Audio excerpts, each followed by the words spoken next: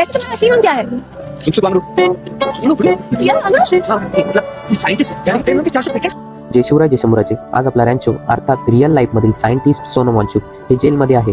कारण काय दाखवण्यात येतंय, यांचं जे आंदोलन चाललंय त्यात 4 जण मेले, तर सोनम वांगचुक हे हिंसाचार करताय. सोनम वांगचुक हे देशद्रोही आहे, यांचा पाकिस्तान सोबत संबंध आहे, यांना देश विदेशातून पैसे भेटतात.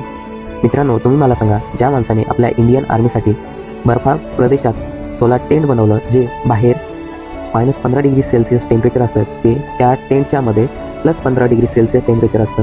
एवढंच नाही तर लद्दाखमधील लोकांसाठी आईस तुपा बनवला, ज्यात हिवाळ्यात पाणी गोठून ठेवलं जातं आणि तेच पाणी उन्हाळ्यात वितळून पिण्यासाठी शेतीसाठी वापरण्यात येतं. एवढंच नाही तर ज्या मुलांना शिक्षणातलं काहीही कळत नव्हतं त्यांच्यासाठी सिकमॉल स्कूल स्थापन केली.